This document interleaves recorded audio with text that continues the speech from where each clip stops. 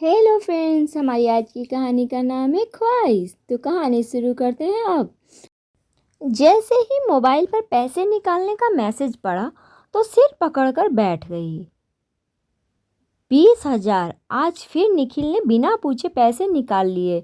बहुत हुआ, आज नवीन से बात करनी ही होगी, नहीं तो कुछ और ही करना होगा।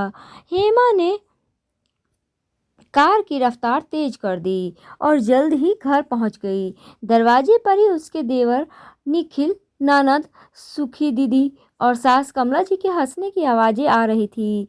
और निखिल, शर्ट और जीन्स तो बहुत अच्छी है, यह तुम्हारे जीजा पर बहुत अच्छा लगेगा। और ये मेरा सूट भी। अपने लिए कुछ नहीं खरीदा? सुखी निखिल के लायक कपड़ों की तारीफ कर रही थी। लिया ना दीदी, ये देखो, नाइक के जूते पूरे 5,000 के हैं। इसके सोल देखो दीदी, कल जब कॉलेज में पहन कर जाऊंगा तो सभी दोस्तों की आंखें निकल जाएगी और लड़कियां भी मेरी अमीरी देखकर मेरे ऊपर फ्लैट हो जाएंगी। सुखी को एक आंख मारते हुए निखिल बोला और फिर सभी हंसने लगे। उस समय उन सभी की हंसी हेमा की आत्मा को छलनी कर रही थी। हाँ भाई, भाई भाभी की मेहनत का पैसा आराम से उड़ाओ। जब खुद की कमाई होगी तब देखूंगी कितना खर्च करते हो अपनी ख्वाहिशों पर। हेमा को घर में आते देख कमला जी ने तुरंत हुक्म दे दिया, लो तेरी भाभी भी आ गई। बहू, सुखी आई है तो चाय बना देना, फिर जल्दी से खाना बना लेना। सुखी को घर जल्दी जाना है। घर पर दामाद जी और बच्चे इंतजार कर रहे हैं। ऑफिस में काम अधिक होने की वजह से हेमा पहले ही बहुत थक गई थी और फिर निखिल को पैसे निकाल कर यूं खर्च करते देख सुनकर वह गुस्से में ही थी। उस पर से एक गिलास कोई पानी पूछने वाला नहीं और सीधा यह हुक्म दे डाला कि चाय बनाओ और खाना बनाओ। उसके धैर्य की सभी सीमाएं खत्म होने लगी। फिर भी खुद को संभालते हुए वह कमरे में गई और फ्रेश होकर किचन में चली गई। एक तरफ चाय का पानी रख दिया तो दूसरी तरफ खाने की तैयारी करने लगी। कुछ देर बाद ही उसे नवीन के भी हंसने की आवाज़ आने लगी। चाय लेकर हेमा लिविंग रूम में गई। सभी को चाय का कप पकड़ाकर हेमा अपनी चाय लेकर सोफे पर ही बैठ गई। चाय की सिप के साथ ही उसने निखिल से पूछा, निखिल, तुमने आज नवीन के एटीएम से पैसे निकाले और बताया भी नहीं? ऐसे क्या इमरजेंसी पड़ गई थी? अभी तुमने पिछले हफ्ते ही 10,000 निकाल लिए थे। अपने फालतू की एक ख्वाहिश पर थोड़ा लगाम लगाओ। हेमा के अचानक इस सवाल से सभी चौंक गए। निखिल सकपकाकर कमला जी को देखने लगता है तो वह हेमा से तमतमा कर बोलती है, तुम होती कौन हो मेरे बेटे से हिसाब लेने वाली और ये कहने वाली कि वह अपनी ख्वाहिशों पर लगाम लगाए? वो अपने भाई का पैसा खर्च कर रहा है, तुम्हारे लिए ही, जो तुम्हारे पेट में दर्द हो रहा है। अपने भाई का पैसा? सच में मम्मी जी, मुझे लगा था वह हम दोनों का पैसा है, इसलिए मैंने पूछा। हेमा ने भी उन्हीं की तरीके से जवाब दे दिया और गुस्से से नवीन को देखने लगी। उस वक्त नवीन ने कुछ भी नहीं कहा और सिर नीचे कर लिया।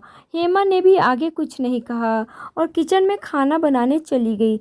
जल्दी खाना बनाकर सुखी को टिफिन भरकर दे दिया और निखिल उसे छोड़ने चला गया। सबको खाना खिलाकर किचन का काम समेटकर हेमा कमरे में गई तो नवीन ने उससे कहा, तुमको मना किया था ना, निखिल के पैसों के बारे में मत पूछा करो।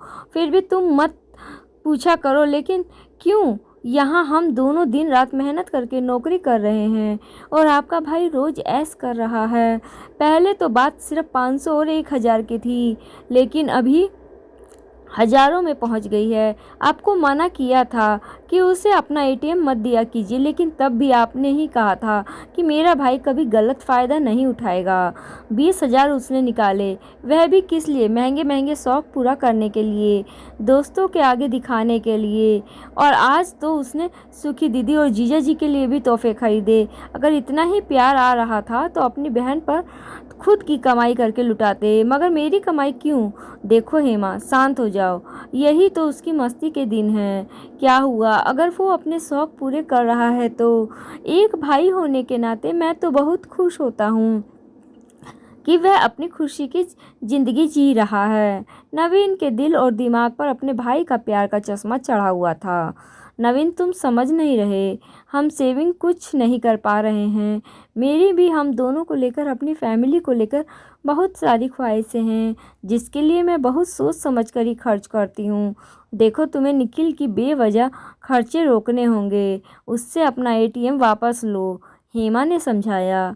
मुझे समझ नहीं आता कि तुम्हारी समस्या क्या है।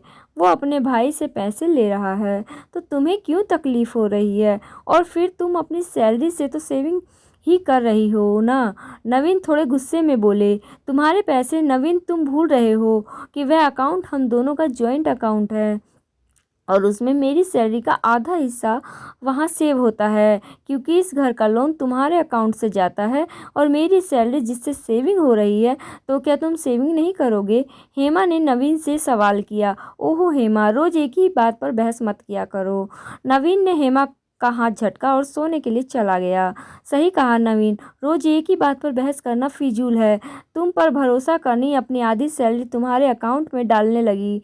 बहुत ख्वाहिशों से मैंने ये घर पसंद किया, लेकिन तुमने यह घर भी मेरे नाम नहीं किया, बल्कि मम्मी जी के नाम पर किया। हेमा ने कहा कि कल ही कमल जी को सुखी से कहते सुन लिया था कि उन्होंने घर अपने नाम इसलिए कराया है ताकि बाद में वह इसे निखिल के नाम करा सके। हम लोग जिंदगी भर इस घर का लोन भरेंगे और सुख को कोई और ही उठाएगा। हेमा अपने आप से ही बातें कर रही थी और फिर अब उसने एक फैसला लिया और सो गई। अगले महीने नवीन परेशान हो गया जब उसके मोबाइल पर ईएमआई ना भरने का मैसेज आया। नवीन ने अपना अकाउंट चेक किया तो उसमें अमाउंट कम दिख रहा था। ऐसे कैसे हो सकता है? मेरी और हेमा की सैलरी मिलाकर उसमें हर महीने 1.5 लाख रुपए के करीब रहती है, जिसमें से 55,000 का लोन कट रहा था, फिर 1 लाख के करीब होना चाहिए था। उसने अपने मोबाइल पर चेक किया तो उसके होश उड़ गए। सिर्फ 25,000। अकाउंट से सारे पैसे कहाँ गए? फिर उसने ध्यान दिया कि हेमा ने इस महीने अपनी सैलरी उसके साथ शेयर नहीं की और उसकी सैलरी में से ज़्यादातर पैसे निखिल के ने निकाल लिए होंगे। आज उस एक बहुत बड़ी सच्चाई समझ में आई कि सैलरी हेमा की सैलरी से आधी है। और हेमा को तुरंत फ़ोन किया उसने। हेमा, तुमको पिछले महीने की सैलरी नहीं मिली क्या? मिल गई, क्यों, क्या हुआ? हेमा अनजान बनकर बोली, वो तुमने अपनी सैलरी मेरे अकाउंट में ट्रांसफ़र नहीं की क्या? बैंक वालों का मैसेज आया था कि इस महीने का लोन नहीं भरा क्योंकि पैसे नहीं हैं, नवीन ने आराम से कहा। हेमा ने नवीन से घर आकर बात करने को कहा। हेमा जब घर पहुंची तो उसने देखा कि नवीन और उसकी मम्मी उसका ही इंतज़ार कर रहे थे। नवीन ने जैसे ही उसकी सैलरी के बारे में पूछा तो हेमा से पूछा, तो तुम्हारी सैलरी तो इतनी है कि उसमें आराम से लोन भरी जा सकती है, तो फिर मेरी सैलरी क्यों चाहिए? हेमा की बात पर नवीन चुप हो गया। वो लगता है निखिल ने पैसे निकाल लिए, उसकी गलती भी नहीं, उसके क्या पता पैसे ज़्यादा नहीं हैं, और इसलिए इस नवीन निखिल की गलती को सही बता रहा था। इसलिए हर बार की तरह निखिल ने अपने बेमतलब की ख्वाहिशों को पूरा करने के लिए इस बार भी पैसे निकाल लिए। क्यों, यही बात है ना? हेमा थोड़े गुस्से में बोली। तुम हमेशा निखिल के पीछे क्यों पड़ी रहती हो? उसने पैसे अपने भाई के लिए तो तुम्हें क्यों तकलीफ हो रही? कमला जी चुप ना रह पाई और बोल पड़ी, मम्मी प्लीज़ अभी आप चुप रहिए। हाँ वो अच्छा है, ये सब छोड़ो, तुम पैसे ट्रांसफ़र कर दो ताकि इस महीने का लोन समय पर जमा हो जाए। नवीन ने कमला जी को चुप रहने को कहा और हेमा से पैसे देने को कहा। सॉरी नवीन, अभी मैं अपनी सैलरी तुमको नहीं दूंगी। लोन कैसे भरोगे? यह तुम्हारी समस्या है, मेरी नहीं।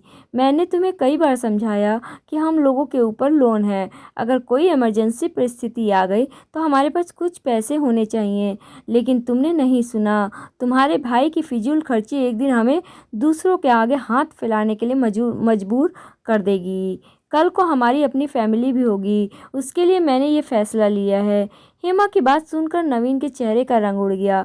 हेमा, यह घर हम दोनों ने अपनी फैमिली के लिए लिया है, तुमने ही इसे पसंद किया और कहा भी था कि अपने घर का लोन भरने में तुम मेरी मदद करोगी, और तुम अपनी बात से मुकर रही हो। नवीन का पारा चढ़ गया। अपने घर का लोन? मम्मी जी के घर का लोन? तुमने घर अपने या मेरे नाम पे नहीं बल्कि मम्मी जी के नाम से लिया है, और मम्मी जी आज तक नहीं तो कल यह घर निखिल के नाम कर देंगी। जो घर मेरा है ही नहीं उसका लोन समझ तो मुझे उसी दिन जाना चाहिए था जब तुमने मुझे बिना बताए ही रजिस्ट्री करवा ली थी। और जब मैंने पेपर्स मांगे तो तुमने कहा कि बैंक में जमा है और उसकी कॉपी बाद में देंगे। बहुत बेवकूफ़ बन चुकी मैं, लेकिन अब नहीं। तुम लोगों के लिए एटीएम मशीन बन गई थी, मम्मी जी के लिए मुफ्त की नौकरानी। अपना फैसला सुना दिया। बहू ये कैसी बातें कर रही हो? तुम इसी परिवार का हिस्सा हो। हम सभी तुम्हारे अपने परिवार के बीच तेरा मेरा नहीं होता। मैं आज ही निखिल को समझा दूंगी और एटीएम कार्ड वापस ले लूंगी। कमला जी के अचानक सुर बदल गए। मम्मी जी इतना मीठा मत बोलिए, आपके चेहरे पे सूट नहीं करता। अपना परिवार ही समझकर आज तक सब किया, लेकिन आप लोगों को सिर्फ और सिर्फ मेरी सैलरी से मतलब था। अब मेरा ही भी परिवार बढ़ने वाला है तो मुझे अभी से अपने परिवार के बारे में सोचना होगा। हेमा ने एक मेडिकल रिपोर्ट नवीन के हाथ में रख दिया। तुम माँ और मैं पापा बनने वाला हूँ। रिपोर्ट देखकर नवीन खुश हो गया और उसने हेमा को गले लगा लिया। एक बहू जब ससुराल आती है तो उसकी यही ख्वाहिश होती है कि उससे प्यार और सम्मान मिले, लेकिन यहाँ मुझे आप लोगों ने सबने ख्वाहिश पूरी करने वाली मशीन समझ लिया। आप लोगों को ऐसी बहू चाहिए जो घर के काम के साथ कामकाजी भी हो। उसके पैसे को बांटने की ख्वाहिश रखेंगे, लेकिन उसके काम में मदद करना नहीं चाहेंगे। आप लोग सुबह से लेकर रात तक आप लोगों को पीछे पीछे काम करते रहे और ताने भी सुने। बहुत सुन लिया और बहुत कर लिया, लेकिन अब और नहीं। मैं माँ बनने वाली हूँ, इसलिए अभी से अपनी ख्वाहिशों से कोई समझौता नहीं करूँगी। हेमा ने अपना फैसला सुना दिया। बहू माफ़ कर दे, मुझे एक औरत होकर भी तेरी ख्वाहिशों को अनदेखा कर दिया। मैंने जो किया वह बेटे के मुंह में किया। जो बेटा नालायक होता है, माँ उसके भविष्य की चिंता में थोड़ा स्वार्थी हो जाती है। हेमा की बातों से कमला जी को भी अपनी गलती का एहसास हुआ और दादी बनने की खुशखबरी से कमला जी के व्यवहार मधुर हो गया।